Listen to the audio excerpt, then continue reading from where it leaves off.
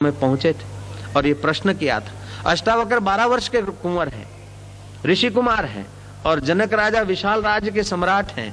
फिर भी जनक राजा समझते हैं कि ये राज्य पहले अपना नहीं था, बाद में नहीं रहेगा, लेकिन वो मालिक तो पहले अपना था, अब भी अपना है और इस देह के पड़ने के बाद भी वो अपना रहेगा। इसलिए उसके साथ नाता जुड़ जाए, जीवन की शाम हो जाए उसके पहले जीवनदाता की मुलाकात हो जाए, आंखों की रोशनी कम हो जाए उसके पहले भीतर की रोशनी खुल जाए, कान बहरे हो जाए उसके पहले उसकी आवाज का साक्षात्कार हो जाए और कुटुंबी शमशान में छोड़ने को तत्पर हो जाएं, उसके पहले हम अपने आप को उस मालिक में मिला दें, ऐसी उसकी उत्कंठा थी। ये सनातन उत्कंठा है।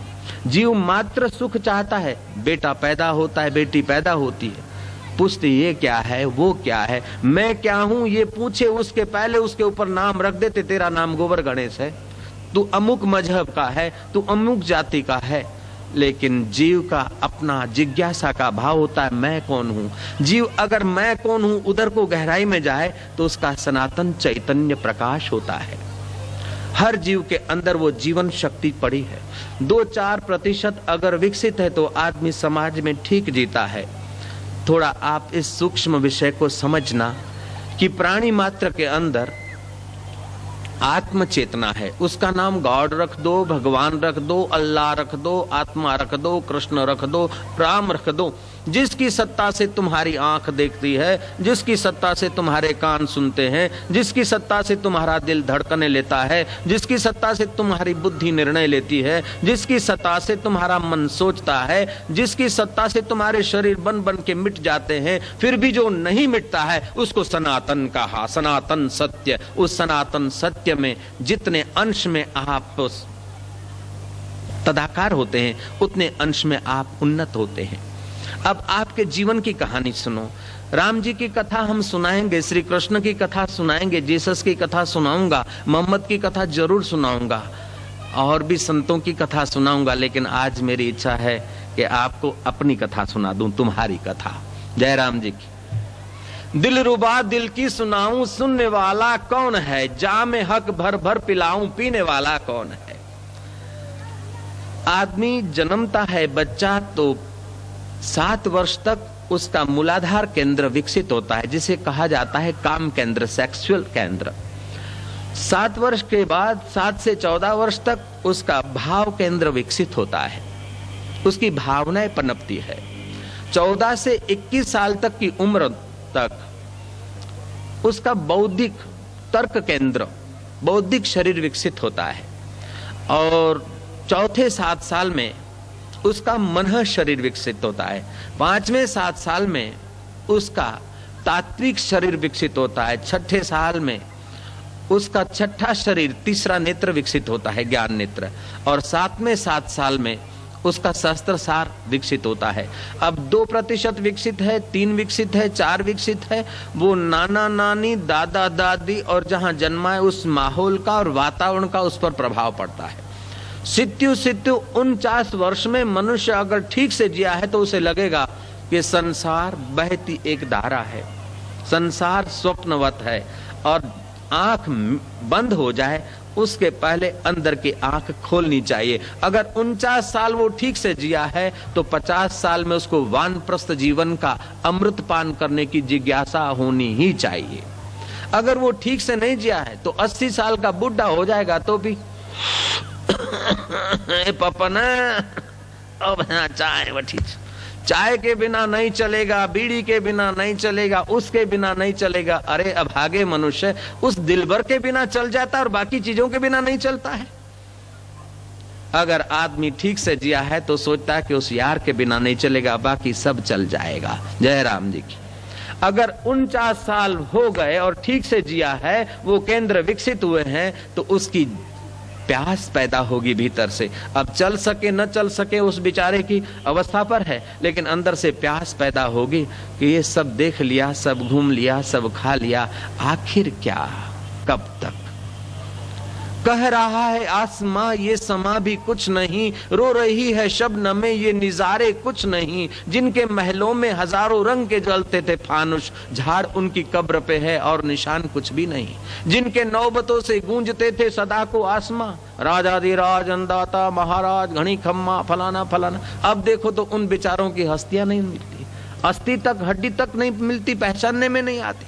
जिनकी नौबतों से गूंजते थे सदा को आसमां, वे खुद बेदम हुए अब हूं नहा कुछ भी नहीं। कह रहा है आसमां ये समा भी कुछ नहीं। अगर 50 साल की जिंदगी उसने ठीक से जी है तो उसके दिल में जिज्ञासा होगी। डॉक्टर राधा कृष्ण तात्विक चिंतन करते थे, राजेंद्र बाबू तात्विक चिंतन करते थे।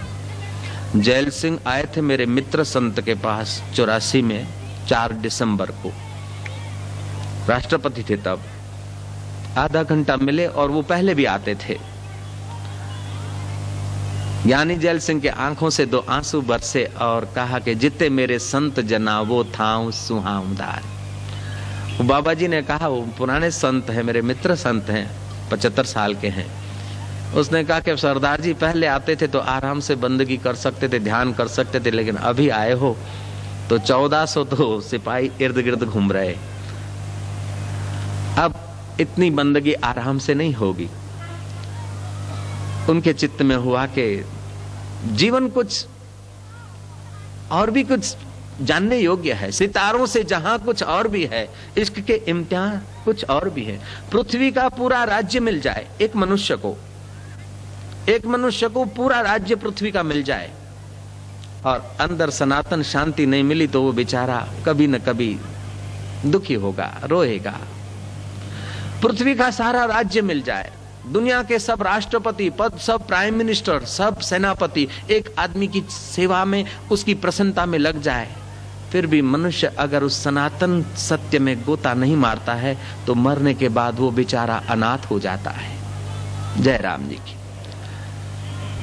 यथा योग्य सेवा करो। अपने बीच अतिथि आए हैं, मेहमान आए, उनका परिचय तो बाद में देंगे और मिलेगा। इन सबके वो मेहमान बैठा है, जय राम जी की। वो मेहमानों का मेहमान है, मेहमान में भी चमक उसी परमात्मा की है।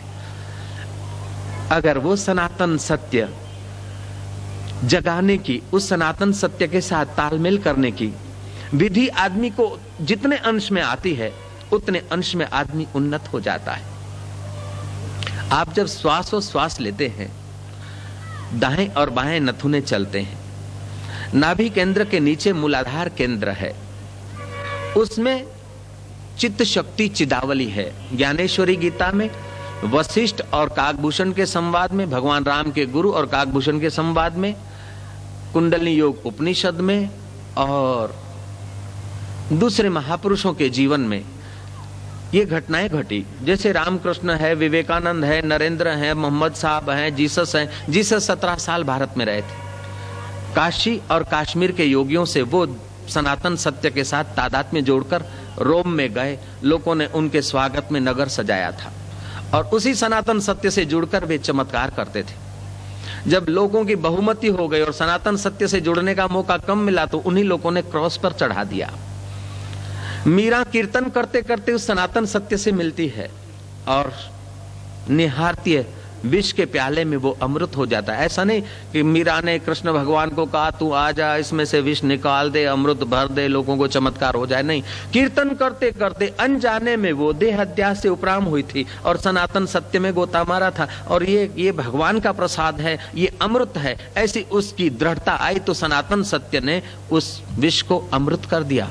अभी तो गाने वाले लोग गाते हैं, ऐसी लगी लगन मीरा हो गई मगन, वो तो गली गली हरि गुण गाने लगी। ऐसा करके वे लोग रोकड़ी कर लेते हैं, लेकिन मीरा महान कैसे हुई वो आज तुम कथा समझ लेना।